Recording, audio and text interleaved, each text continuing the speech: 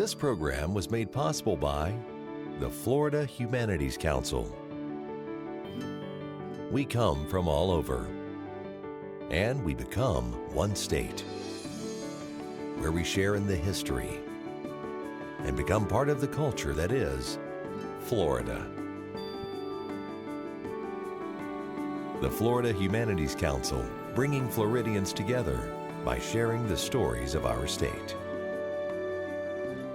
And by National Endowment for the Humanities, Florida Department of State, Division of Cultural Affairs, the Saunders Foundation, Bright House Networks, Barbara Ann Cole Fund within the Community Foundation of Tampa Bay, and by members of the Florida Humanities Council. Mark time, march! This is a great story I want to tell you. Act 1, prologue. Boom! And then everything goes black. I hear my gunner screaming, look back, he's missing his legs. Mama, mama, can't you see? Mama, mama, can't you see? He came up and raped me, and that eats away at me a lot because I'm trained to fight. What the Army's done to me? You know, I asked, I said, well, don't you have any male children? And she said, yes, but you killed all of them. I was 15 years old, and I told them I wanted to be a Marine. I think it showed me what matters in life and what doesn't really matter in life. Act 2. Felt like I was absolutely worthless. God forbid they come home and they're not the same.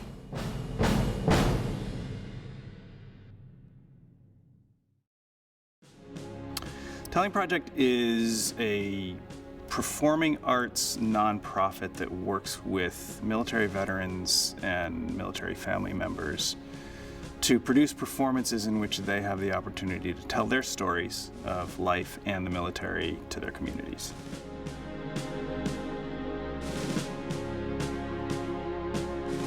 The first phase of actually creating the production is we put out the word into the veteran community.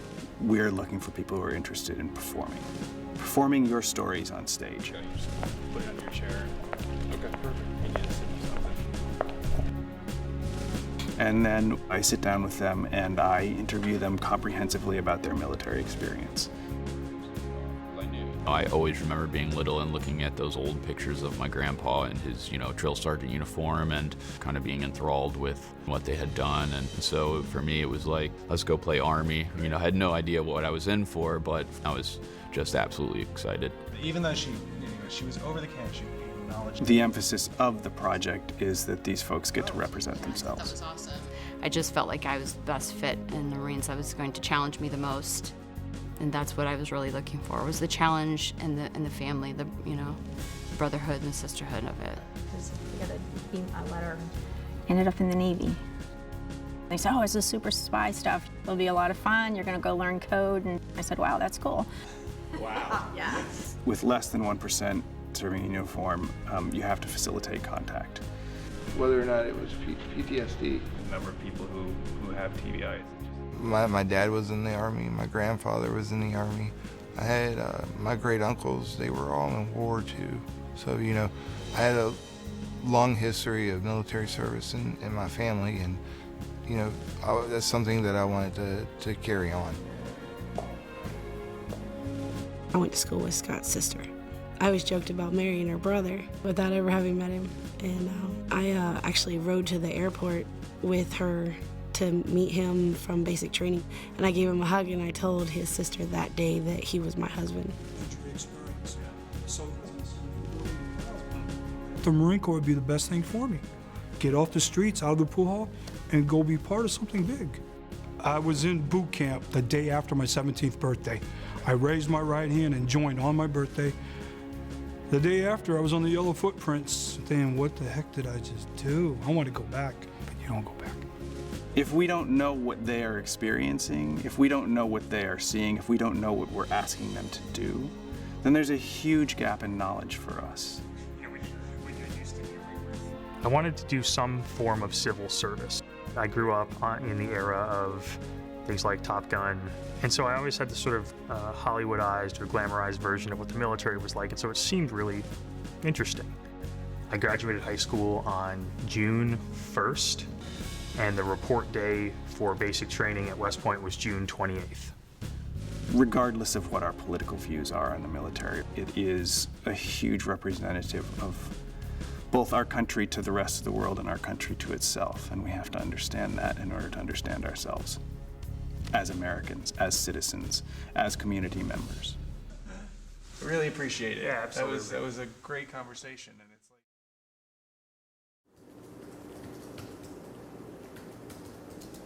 like I will take those interviews and transcribe them verbatim, and I will excerpt from those transcripts to create a part for that person. Once we have generated that script, they will start working with Lisa Powers, who is our director. Okay, give Terry's last line. The ancient Greeks used to do this all the time. The veterans would come back and tell their stories to the civilian population. It was really storytelling, communal therapy, and sort of a ritualized reintegration. This isn't a traditional theater piece, so I'm not going to be a traditional theater director. I really feel like I'm more of like your support and your guide, and it's really your piece, and I'm here to help you guys create and collaborate and figure out what we're all going to put up on the stage. I've never been in a stage performance before. No, not a stage performance. Never been in a stage performance before, no. Not past high school choir. I've started acting classes and stuff, but have never actually, taken the leap. Theatrically, no. So this would be a trip and fall kind of thing. Besides the technical things like you need to be seen and you need to be heard, it's not about turning them into actors. It's about them opening their hearts a little and sharing their stories in a way that they want to share and tell them. I thought this was a good opportunity to share my story with the community and hope to bring a better understanding to, what we're going through as transitioning veterans coming from an era of, combat operations. My hope to be involved in this is to help close the information gap between the 1% who serve and the 99% that benefit from that service, and just to raise awareness for those that don't have a military background. I fully believe that it's the veterans' job to break that communication barrier between the public and ourselves. It's not their duty to come out and learn about us. A lot of them are hesitant to because they don't really know how to approach it or what to say. Doing these things that bring awareness to the issues we're having and gives us the ability to talk about our issues and what we've been through, that's really the best way to bridge that gap. Initially, the rehearsals will be a way for the participants to get to know each other. I think that theater lends itself to much of the same thing that happens when people are involved in the military, which is you become really intimate with the people around you really fast, learning how to support and be there for each other, which is really important for any cast that are performing together on a stage. In through your nose. Out through your mouth. In through your nose. Are you doing it, Shannon? Can't breathe in that deep. One of the first things I do is just try to get people to play and be comfortable looking silly.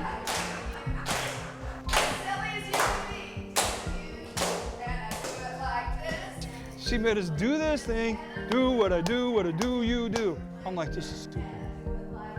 I had to ask her, what's the purpose of this? It's to release those inhibitions. It's to get that out of And there. I do it like him. And I do it like her. And I do it like her. There's nothing like knowing that everyone's a little vulnerable, especially with these veterans because they're not professional actors. And they come from a background where they're not allowed to make mistakes. Making mistakes is not encouraged. It was really beneficial to have that playfulness, you know, it's called a play, and that's why, that playfulness in the room, so that they could make mistakes, so that they could laugh at themselves, so that they could laugh at each other, and really begin to, you know, breathe and move forward in the whole process. She's exactly who we needed on this. You know, she was stern when she needed to be stern. She was respectful when dealing with some of these issues, and in getting the best out of us that she could. Lisa's been amazing, honestly, and so it's been very easy to kind of get into the process. I'm just really excited. Excellent. But is it hot? So your girls get to go with you, your wife, everybody? One of the exercises I like to do is to pair them up, and they will sit with their partners and talk back and forth, and they will tell each other an important story. And it can be as personal or non-personal as they want. And then when we go around the room, the person who was the listener has to tell the other person's story. You're going to introduce your partner, and if you're telling the story, if you're the storyteller, you need to stand. This is Scott, and his story is, it's awesome. This is Taylor. I got a lot of respect for Taylor because of what he's done and what he's been through. So this is Shannon. Shannon recounted a tale from her 18th birthday where she was sitting in science class and suddenly the world went black around her. It's very interesting because what you find is usually someone's being very, very careful with the story itself, remembering the details, wanting to get it right, wanting to capture the emotion behind it, developing that trust of we're holding each other's stories, and we're sort of a safety net for each other up here. I was glad that he captured the moral of the story, the point behind the story. We're all veterans. We all went through something, whether it be boot camp or a traumatic incident. And I just feel like that's what kind of brings us together. That's what makes us gel. Come in contact with individuals that have shared the same experiences that we've had. So, you can look at it and say, we weren't alone. We're not the only ones that had to experience this kind of stuff. You don't expect your husband to go to the war, one person and come home another, injured and needing help every turn, and he's a person who's never had to ask for help for anything. We want you to have that same feeling that you experienced here with telling someone else's stories and how important it was and how important you got it right. That's the feeling that we're going to want to be doing when we're performing our own stories.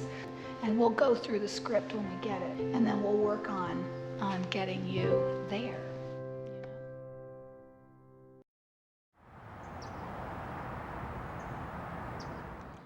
I hang on to Matthew 5:16.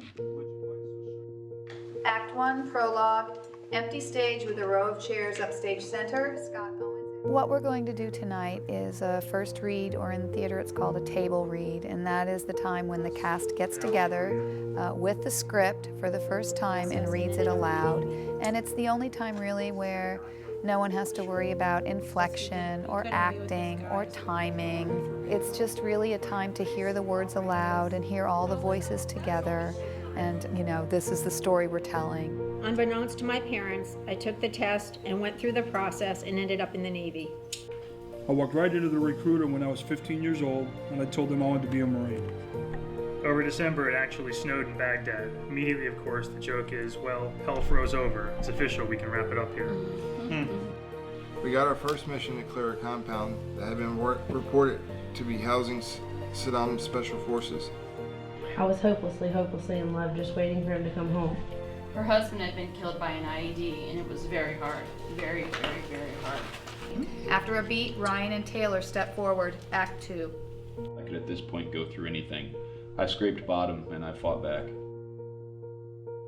Try not to feel like you're out there just doing your thing and you're separate, because really your monologue, is a continuation of his monologue, and especially the way it's all pieced together, that they're connected in a linear way. It's a whole new experience for me doing this. I've never been in plays or drama or anything in school. What made it easy was the other veterans that are with me. Neither have they. So just like in the military, if you look to the guy to your left and right, he's never been in that position either. You're all in it together. Yeah. First of all, that was good. That was an amazing job for a first read. Yeah. I mean, really. I really hope the audience picks up on the wide variety of experiences. I want people to understand that we're not just the veteran stereotype, that people lived different times, lived different jobs, different life situations, and that we each have something unique, a perspective to share. All right. All right. Till tomorrow. Thank you so much. Take care, guys. Tomorrow.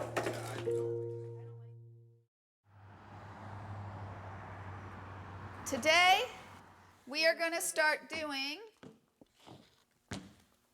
what we call in the theater blocking, which is just staging and telling you guys where you're going to go and when you're going to go there. This is downstage. Did we go through this already? Getting it up on its feet usually means blocking, the staging. So, you go here, you go here. When this person says this, you move over here. That's on its feet. You're going to come into the empty space over here on the right. So here you are, and then they're going to look at you, right? Like, okay, here's our captain. You're going to do one of these. Right? Yeah. Huh, you're sizing everybody up? You have 10 seconds! Get the off my bus! Get on the old footprints and lock your bodies! Move! Move! Move! Great, and then Mike, you go back into the line. That was pretty chaotic. You guys did really good. Nowadays, I can go out. If I try to run 3 miles by myself, it sucks. But you put me with a group of other Marines, yeah, we'll suck it up. You look around, you realize you're sweating, you're bleeding, you're tired, you want to quit, you've had enough. But then, you're around 30 other guys that all feel the same way. And that's where the camaraderie comes in. That's something civilians don't understand. It really gave you a sense of pride. We were here for our country. Everything is still there. It's just learning to live with it. I have a service dog named Radar, and he's a great comfort to me. He watches my back at all times. It feels like a relief. I come in here and I'm with people that I can relate to, people that I have built trust with, respect for, things like that. And I just feel like I'm kind of unloading, and it's a good, therapy. Stay alert! Stay alive! Then we say, now we present the telling project. Come on out, Scott. You stick to the basics. You adapt and overcome. That's what makes the mission. As far as staging and stuff like that, at least it was there to guide us and to say, hey, well, we tried it this way, let's try it this way. I think it needs to be very clear. Step to the line, don't step over the line, don't step on the line, step to the line. Okay, now present. We found different techniques and stuff to kind of help us along. More! So, Terry, come forward. You're gonna keep marching. Okay, and when I say turn, you're gonna do a quarter turn, right? You guys just keep marching, go. I spent most of my time in trouble because I have a smart mouth. Company! Good, you guys should be facing the back. Yeah? We're doing the right thing. Of course, the riff-raff screwed it up. So there's no such thing as a turn. What is a turn? How she put up with us, I have no idea. And how she helped figure out how each person could learn their part and what they had to do, and our patience. Because when you have all these different people, and I would have killed us. But just bear with the director. She's civilian. I'm a civilian, right? And you're not actors, so I'm bearing with you. You're bearing with me. We're all the blind leading the blind here. Present on report. Sir, new cadet Simonson reports to the cadet in the red sash for the first time as ordered. We've been going at it for, I think, about a month now. So really just kind of working on all the little details and nuances. Mama, mama, can't you see? Mama, mama, can't you see? What the Army's done to me. What the Army's done to me. We're learning our parts, still crutching along with the scripts, but it's starting to flow a lot more naturally. Anytime they would report that there was a loss, you're just like, oh, please don't let it be mine. But you're like, please don't let it be anyone else's either. It has to be someone's. With deployment, there's a lot of blank space where when someone dies, you know they died, you know where they are, you know what you're supposed to do. Everything is coordinated. But with a deployment, even though the deployment itself is coordinated, you know, the communication is not. There's a lot of space to sit and doubt, and you doubt yourself. You worry about yourself. You worry about them. You worry about everybody. You know, you wonder who's coming back. After a short time, I was sent to be the administrative liaison for the Force Master Chief, who oversaw all of the enlisted cryptologists. I was very honored to be stationed at the Pentagon. I think it really gave you a sense of pride. It gave you a sense of, wow, we're here. These are all of our military people. They're all civilians that are on the mission. This is, you know, we're here for our country, especially during the Cold War. I've learned a lot about people. The military showed me what matters in life and what doesn't matter in life. It makes you more aware of what others have and what others do not have. And when you hear or you see people from other countries and what they suffered through and what they did, how can you not want to serve? You know, I might not be able to be in the military anymore, but I can serve others in other ways. And that's how it opened my eyes. There's a lot more to the world than just your little place. About 2 weeks after that, we lost our first 2 guys. I remember that being a reality check. Welcome to Iraq. It was 2 days from going home, kind of joking, Christmas is coming up, we know it's close, we're almost done, and so we're happy, and then all of a sudden, boom, it went off. We all kind of knocked unconscious. I remember waking up and the vehicle's still moving, and I don't feel anything, I don't really know what's going on, but I see, fleshes all over the interior. I hear my gunner screaming, look back, he's missing his legs. I look down and see a bunch of metal and rubber and stuff hanging out of my thigh, and then that's when it's the pain all caught up. And from that point on, it's just yelling. Lots and lots of yelling. And then I look over at my commander and I know he's dead. I think when I signed on for the Army, and especially signing on for combat, I definitely understood the death perspective. I knew with every time you leave the gate, you take that chance. The limb loss is something you don't think of so much. I think after we had a couple guys lose some limbs, that's when we really started talking about it. Then obviously, when it happens, it's just even then, you're can't even comprehend. It's not something you really ever are ready for. My observations when I was deployed is that you'll never find a bigger pacifist than a deployed service member. It's not Hollywood. It's not, all the fun and adventure. It's the day-to-day grind. It's the reality of taking someone's life. It's the reality of defending your own and your brothers and sisters in arms. I have PTSD. I have TBI. I'm a prime example of a veteran that has these disabilities. Scott, he was getting completely disoriented. He would get out of the bed and his alarm went off and he didn't know why. Or he would get up and go to the bathroom and be getting dressed and go, he'd come out and he'd be like, Shannon, what day is it? What am I doing? Well, I knew almost right away that there was something odd, But it wasn't until I got diagnosed and they said, yeah, you have TBI, and something got rattled in there, and it's affected your memory. It's affected your ability to comprehend things, and everything else that comes with it. We get to Largo and we get settled in, and I start looking for work. I probably put in several hundred applications, and I didn't even get so much as a call. My wife's pregnant with her second child, so now I have another mouth to feed. What am I supposed to do? It kept getting worse and worse and worse. And I got to a point to where I felt like I was absolutely worthless. And I told my wife, Shannon, I said, I'd be better off to this family if I was just dead. He just looked at me one day. He was sitting in the room for, 3 or 4 hours. I said, baby, are you going to come out of your room today? And he looked up from his video game remote, and I realized that he had his gun right there, and he said, you guys would be better off without me. The insurance policy will pay for me whether I do it or someone else does it. And at that point, I panicked. I went into a rage of sorts because I was fed up, and I told him, I said, we're not gonna live this way. I'm gonna get some help. So it took something extreme to actually get anyone's attention, which it shouldn't get that far. You should be able to enjoy a person if they get lucky enough to come home to you. Because every person that comes home is one of the luckiest ones there are, because there are so many that don't. Or, God forbid, they come home and they're not the same.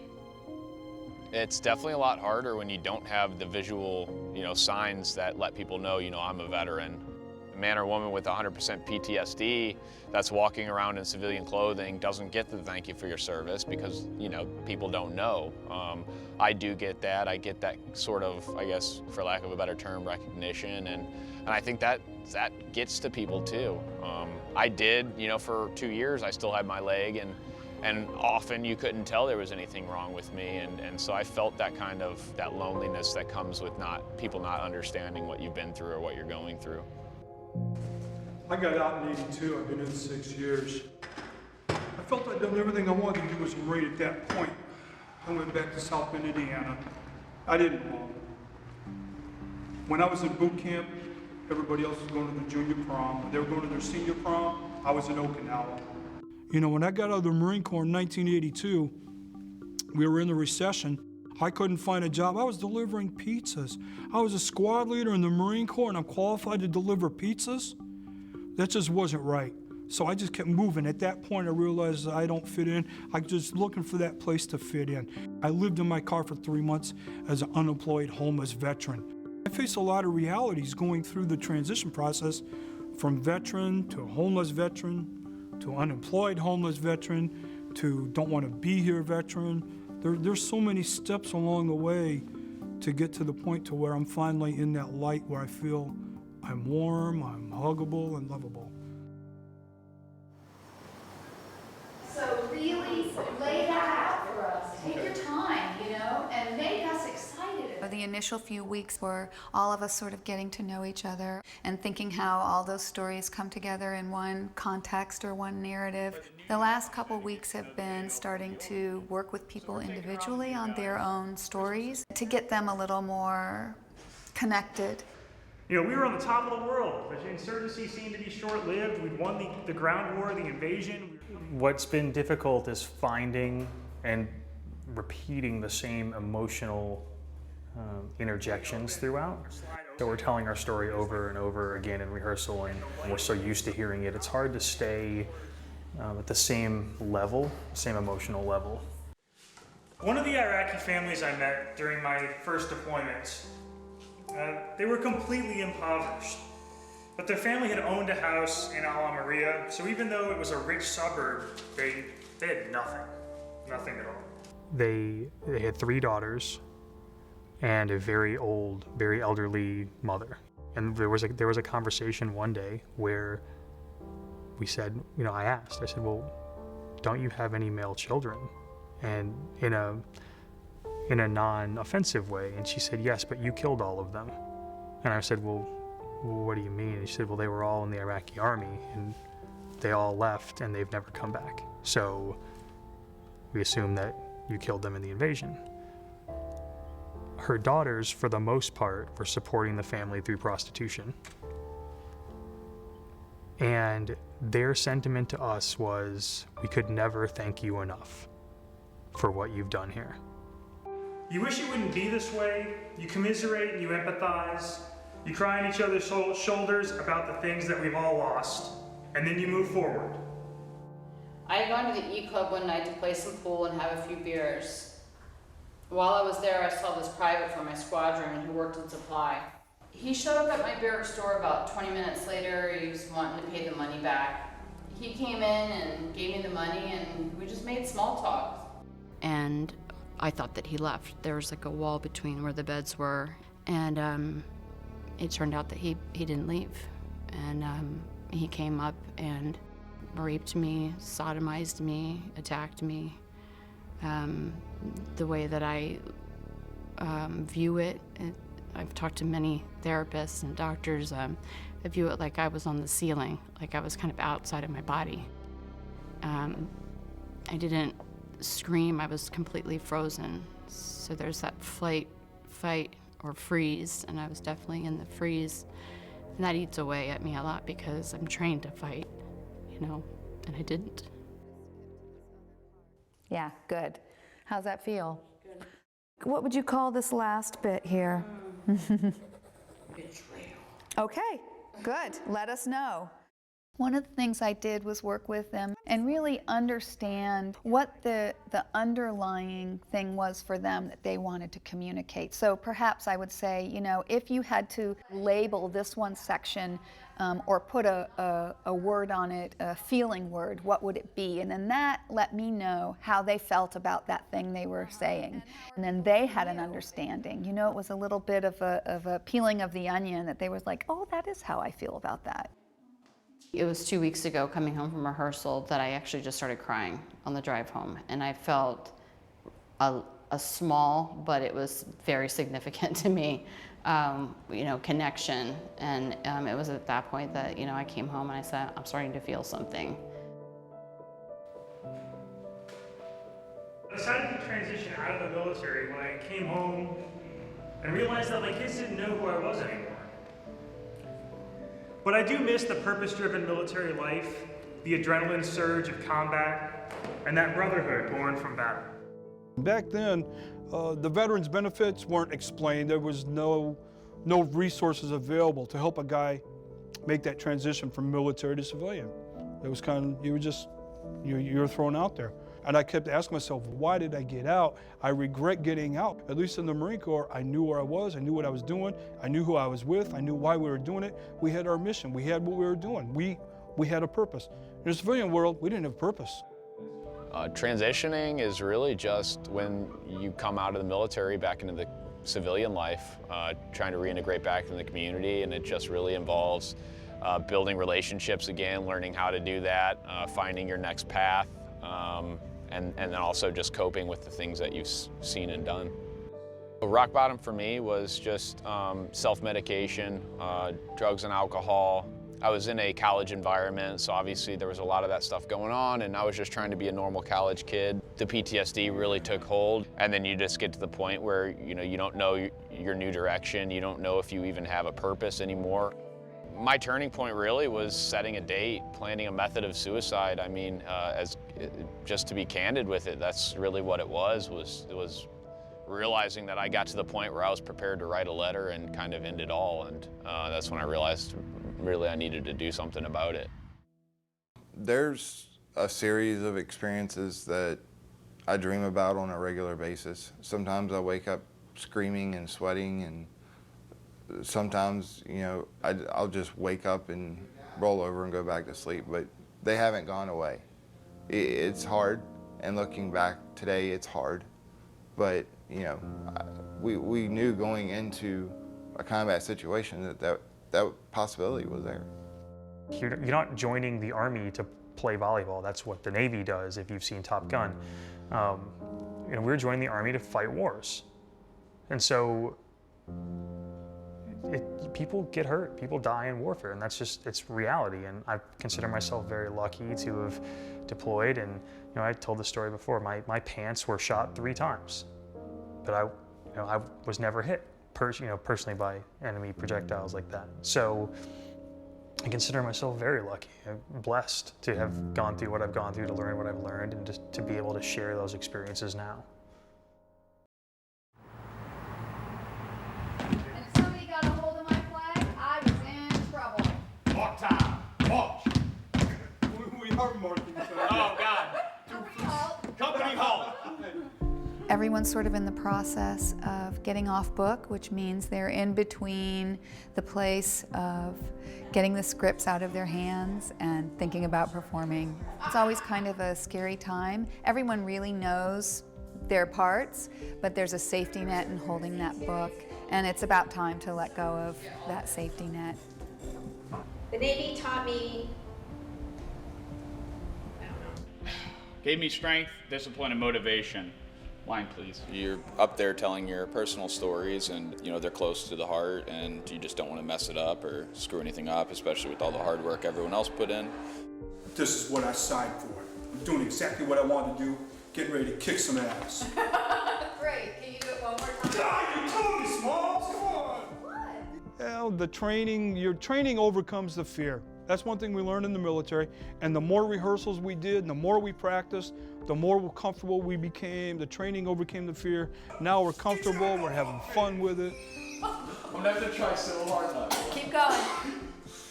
I graduated from West Point in 2000. Lisa said throughout the entire time, don't try to be the actor telling the lines.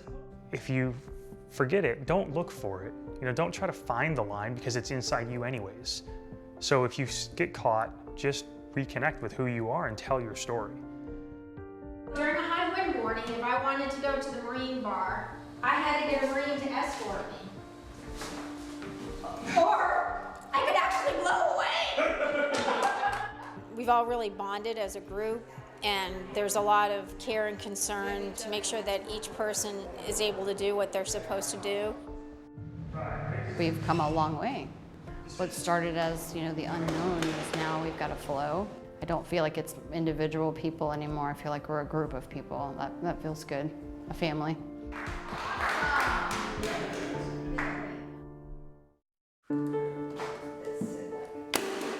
They're rehearsing. Yeah.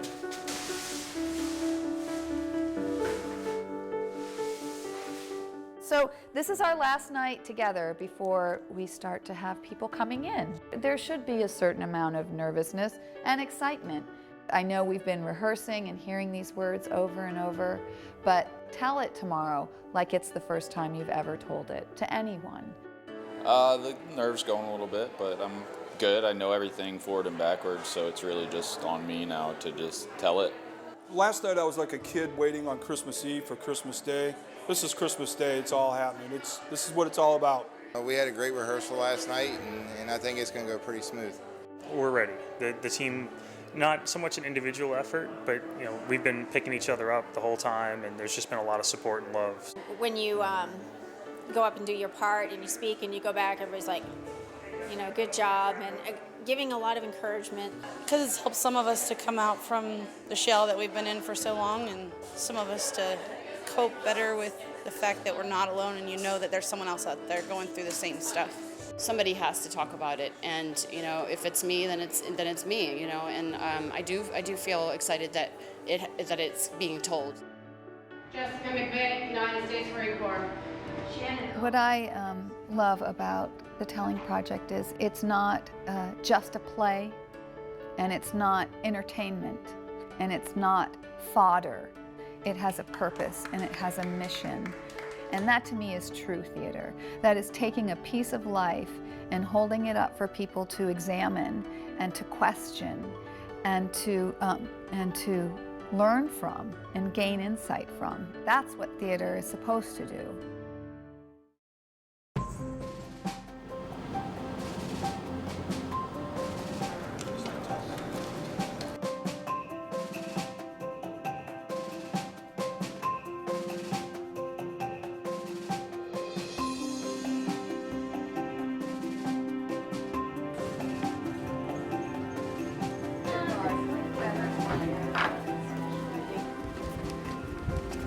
Go over your lines?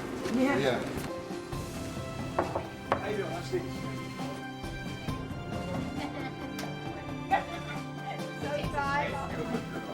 Reminds me of a joke. In 5 minutes, we're going to go on stage. This is it, baby. This is it. Lights are on, house is filling up, ready to go. Everybody ready? 1, 2, 3. Ooh. Yeah.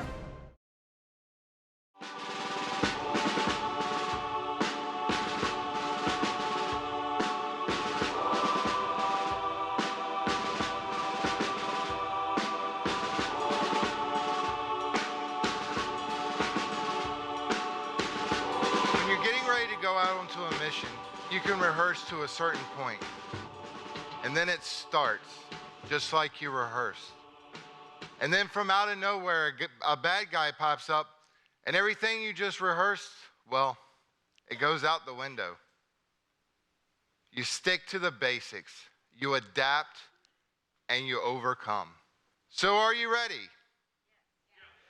I said, are you ready?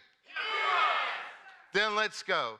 If somebody could see this and then say, well, we have a bunch of veterans. Why don't we just invite everybody out to sit down and tell their stories and share some of that burden? That would be amazing. You do push-ups now and then. You get quite a bit of sleep, 6 hours a night, 3 squares a day. This is cake. This is gonna be easy. I remember my recruiter saying, Terry, it's gonna be easy, it's gonna be fun. Get the off my bus! Get on the yellow footprints like about it!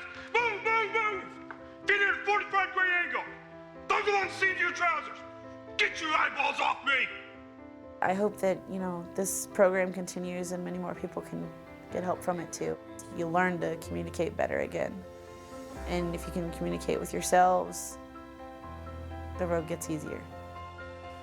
After DC, I went to NSGA Keflavik, Iceland. That was really unique. The Marines, the Navy, and the Air Force, we were all stationed there and we all had our own unique operations and what we were supposed to do. As a CTA, I was assigned to the elephant cage. I assisted in the collection of intelligence information.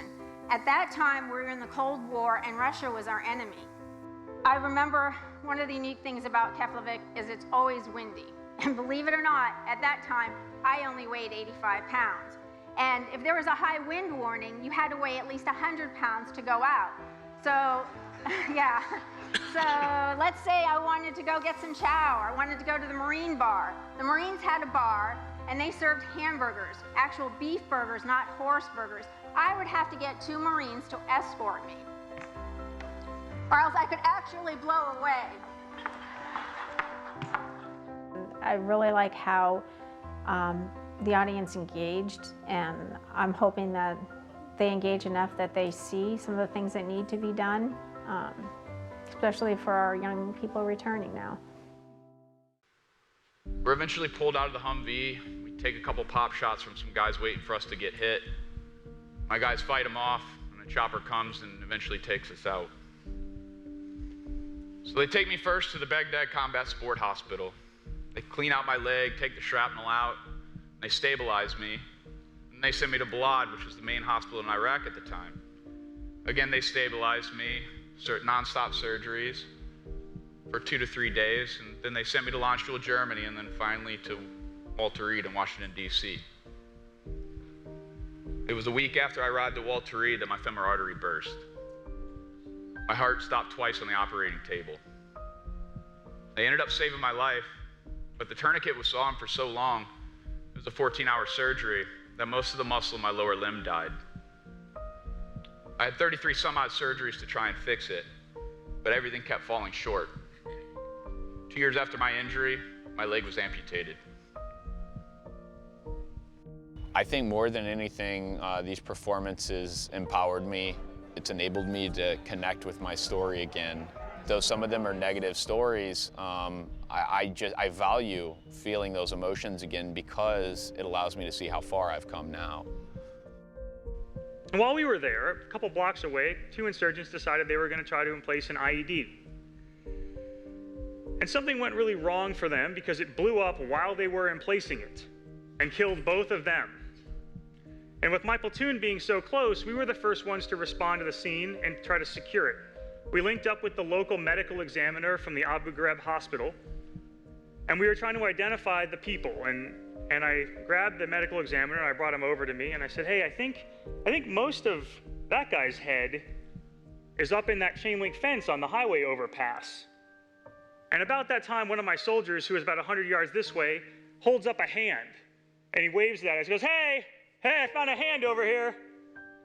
It was dark, it was grotesque. It's called graveyard humor, and it's one of the things that you do to cope with the realities you encounter every day. You're trying to stay true to yourself, you're trying to celebrate, you're getting letters and cards from home, pictures, and everybody's happy, and then you look around where you're at, this desolate wasteland, and you ask yourself, why am I here? Man, as a leader, it's hard because you have to stay mentally with your soldiers. You have to affirm them. You have to remind them that what we're doing is important. And most importantly, you've got to keep them focused. After all, stay alert! Stay alive! It was cathartic. The entire process of sharing the stories, of seeing people's reactions, of meeting people after the show has been so emotionally beneficial. Even though he admitted to raping me, the command didn't believe it, and he was walking free. And as I said before, the base was extremely small, and I remember trying to go to work right after it happened. It was just a couple blocks away from the barracks. And I remember walking down the sidewalk, and I heard people whispering and pointing at me going, "There's that girl. That's the one she was raped. That's the one that was raped." It made it so hard that I locked myself in my barracks room, and I just drank for 2 weeks. I didn't come out at all. One day my sergeant major came in, and he said, "The CO is going to keep you here until this entire thing is finished, until all this legal process is over, which could be up to 1 year." And I flipped out. I called my mother in Sarasota, and I said, "Mom, you've got to do something. You've got to help me." She made many phone calls to my command, and nothing came of it. Finally, she called what I believe is the senator's office, who then contacted the Fleet Pacific Command office, who contacted the base CO, who then contacted my CO, and he said, "Let her go." And my career ended shortly after. I started this project with hopes that I would be able to reach someone and help them, when in fact I've actually come full circle and started to help myself.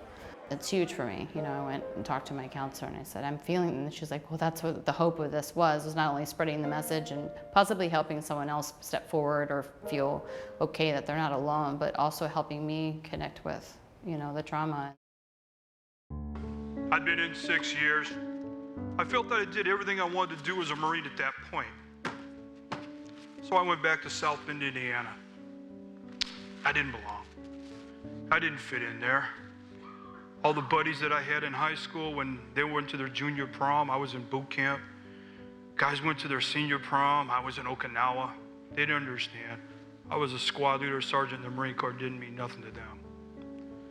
So I did what the Marine Corps taught me to do best. Packed my sea bag and started moving. I hitchhiked all across the country, just looking for that place to fit in.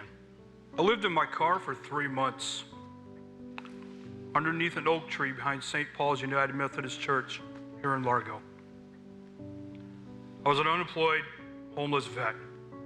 Thank God for the audience. I mean, they made it known that we're glad we were here. And thank you. I mean, if there was no response from the audience, it would have been very disheartening for us. But just them being there told us a lot. People do care. They do want to hear it. I started applying for work. Probably put in several hundred to maybe even 1,000 applications. And I didn't get a single phone call, not even one. My wife's pregnant with our second child, so now I have another mouth to feed. What am I supposed to do? I got to a point where I just felt absolutely worthless.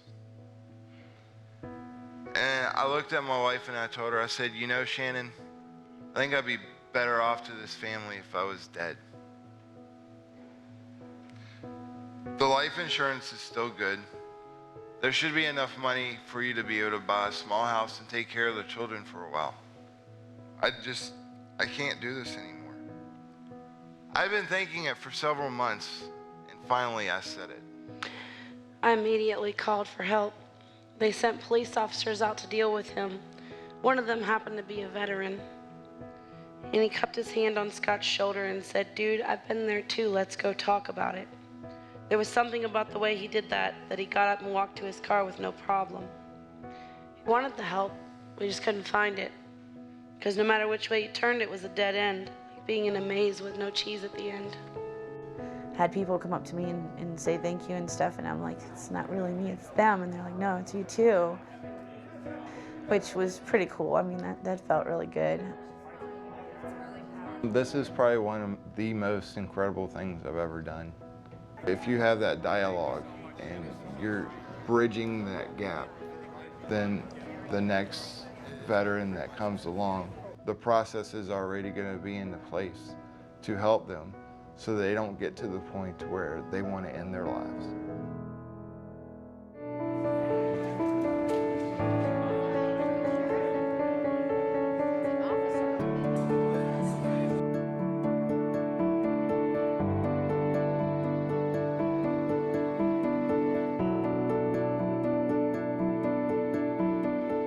transition of going back from military civilian is difficult. And just taking care of one is not enough. You got to include the families.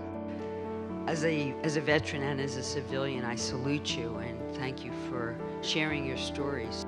Sometimes we just need to hear what other people have gone through and come back from, and hopefully that can help somebody else.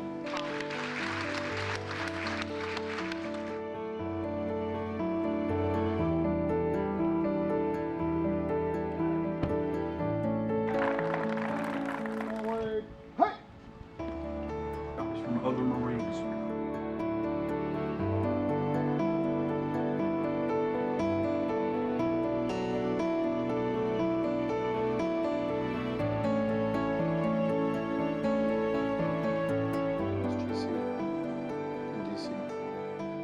I can adjust my time.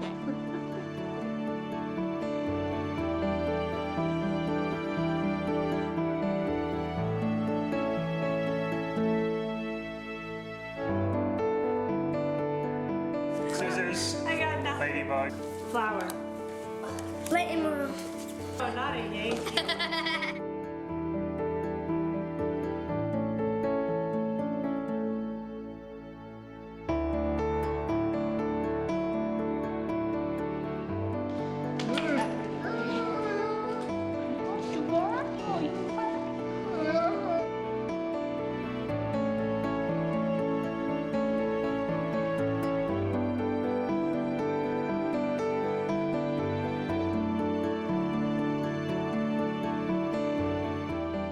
And what receiving this house means to me.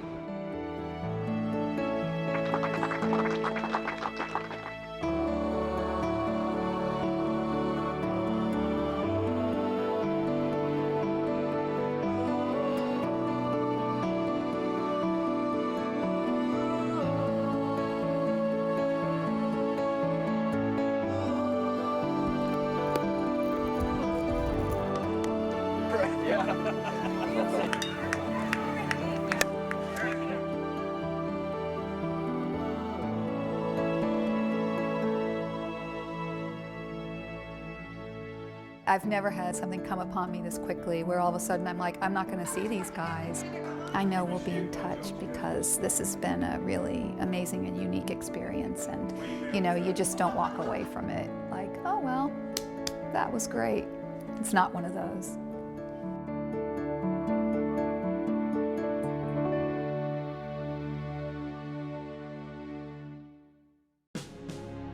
The folks that we work with, their experience in the military is almost to a person the most meaningful experience that they've had in their lives outside of having children. If you're opposed to war, the characterization is that war is meaningless, and it's absolutely the opposite. It may not be easy, it may not be wonderful, but to call it meaningless is a complete misapprehension. And we're not going to make progress until we get past that notion. When we engage with military action of any kind, when we go to war, what are these things and why are they meaningful to us? That to me is the fundamental question that underlies what the Telling Project does. No matter what you think about war, these people have volunteered to go over and sacrifice their lives. We do have a responsibility to them as human beings to listen to their stories and to bear witness to the sacrifices that they've made. Brian Simonson, United States Army.